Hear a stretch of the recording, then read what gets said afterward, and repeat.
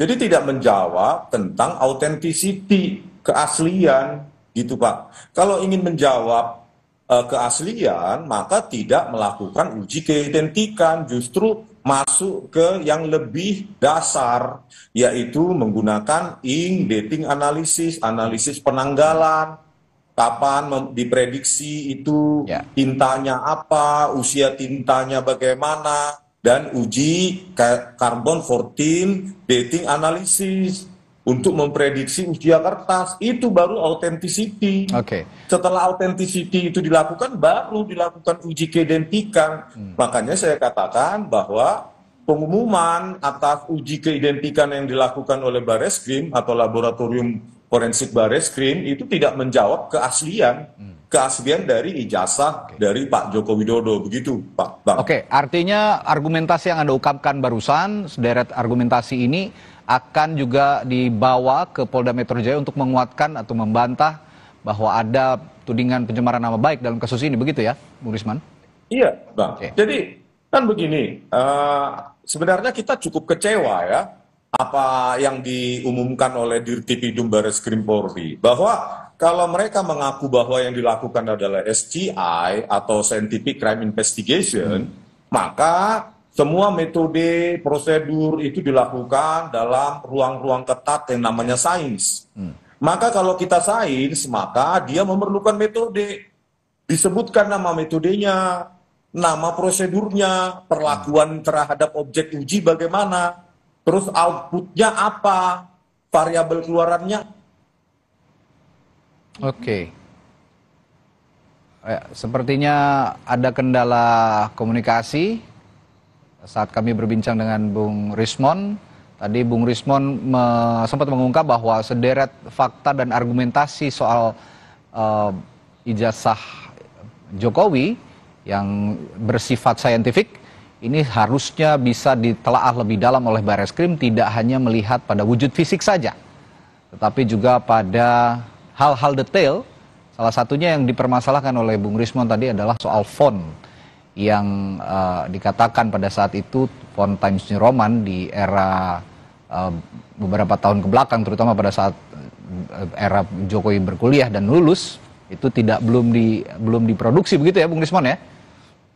Iya Bang, dan dari saya yang jawab ini ya. Ya, silakan. Jadi harusnya kan disebutkan nama metodenya, perlakuan terhadap bahan ujinya, bagaimana outputnya dalam persentase atau apa, nilai-nilai apa.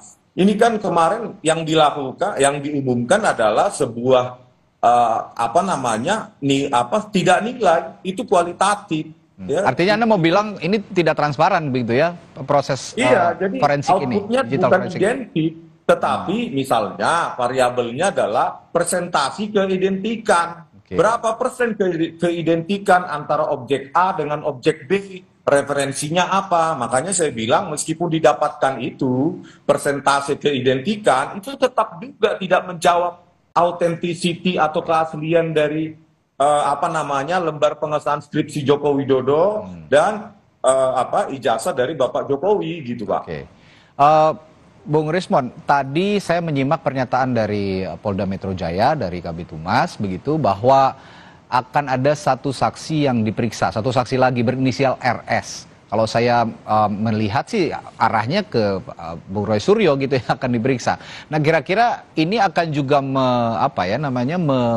bisa menjelaskan bahwa duduk perkara ini dan bisa menganulir tudingan pencemaran nama baik dengan fakta-fakta yang akan diungkapkan oleh saksi nanti itu? Iya, Bang. Jadi terkait tadi kalau ijazah ya, kalau terkait dengan lembar pengesahan skripsi yang kami duga itu tidak berkesesuaian secara teknologi karena menggunakan font digital Times New Roman yang penggunaan awalnya saja secara rilis pertama itu tahun 92 dan itu di Amerika. Dan mengingat dari kerapatan PPI atau DPI, dots per incinya itu sudah sangat tinggi. Saya duga itu diproduksi dengan menggunakan Microsoft Word yang ada di Windows XP dengan kerapatan DPI semacam itu yang dirilis tahun 2004 sampai 2005. Begitu loh. Nah, Baik. penjelasan dari Dirtipidum itu cukup mengecewakan. Oke. Di mana mereka mengatakan mereka mengujinya dengan cara lembar pengesahan itu diraba, terus dirasakan, ada cekungan. Oke. Ini kan bukan perasaan. Jadi tidak ada saintifik kalau itu cuma diraba, terus dirasakan, baru ada cekungan. Itu bukan saintifik. Oke, Gitu itu hal-hal teknis. Dan Ya. Itu hal-hal dan teknis yang selanjutnya, setelah mereka meraba, merasakan ada sedikit cekungan, itu statement dari ini ya, bahkan di Kompas kalau nggak salah dicatat juga teksnya itu. Terus hanya dibandingkan dengan kesaksian dari apa yang dikatakan orang yang memiliki percetakan perdana tersebut. Itu kan bukan saintifik keterangan dibandingkan dengan rabaan, dengan perasaan. Harusnya ya penyidik ya ketika meminta keterangan dari pemilik percetakan perdana yang diakui itu adalah produk dari mereka, harusnya direkonstruksi menggunakan teknologi 1985 dengan handpress. Kan adalah handpress atau letterpress. Direkonstruksi dong. Apakah serapi itu? Bagaimana tepi-tepinya? Dengan tinta yang basah, dengan lengkungan yang cantik, belum juga dengan kerapatan dari titik-titik itu yang sangat rapat, yang tulisannya di lembar pengesahan skripsi itu kan dipertahankan di depan Dewan Penguji. Nah, itu ada titik-titik kosong, tanggal kosong. Dan itu bagaimana membuat letterpress atau handpress dengan kerapatan titik-titik yang sangat rapat semacam itu, kalau itu bukan produk dari digital. Ini saya paham, Bung Rismon, ini adalah salah satu keahlian Anda juga karena Anda ahli digital forensik begitu. Saya ingin menekankan juga tadi pertanyaan saya bahwa apa yang Anda jelaskan tadi ini bisa menguatkan argumentasi di Polda Metro Jaya terkait kasus pencemaran nama baik yang dilaporkan oleh atau diajukan oleh Jokowi dan pengacaranya atau kuasa hukumnya. Nah, tadi sore Polda bilang akan memanggil saudara Roy Suryo ya, RS ini saya mengarahnya ke sepertinya ke Roy Suryo. Nah, sekarang ini apakah sudah ada dapat surat panggilan dari Polda Metro Jaya, Bang Rismon? Surat panggilan harusnya Kamis, tetapi ada halangan. Jadi hari Senin jam 10 itu saya.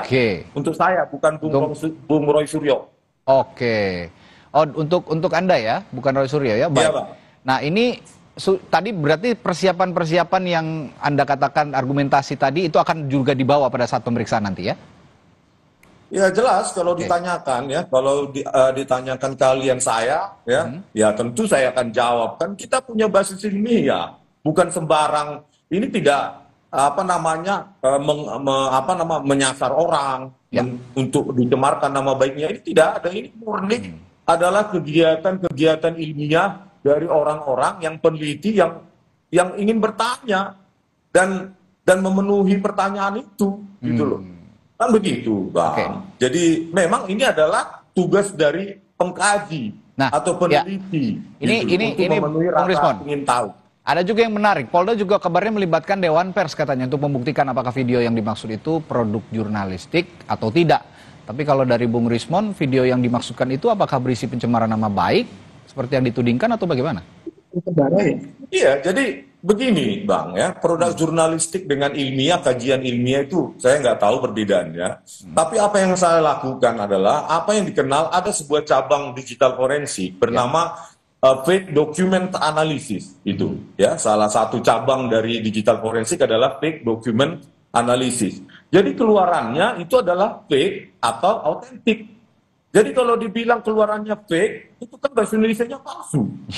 Kan? Jadi nggak ada niat untuk mencemarkan nama baik seseorang. Ya memang ini pertanyaannya dan Pak Jokowi juga sampai saat ini tidak berani menampilkan ijazahnya, maka kita mengambil kajian lewat lembar pengesahan skripsi tersebut. Gitu loh Bang. Ya, Oke. Sekarang juga sudah bergabung politisi Partai Solidaritas Indonesia, Irma Huta Barat bersama kami. Selamat malam, Irma. Selamat malam. Ya, Irma, tadi kita sudah berbincang dengan Bung Rismon. Selamat malam, Bu Irma.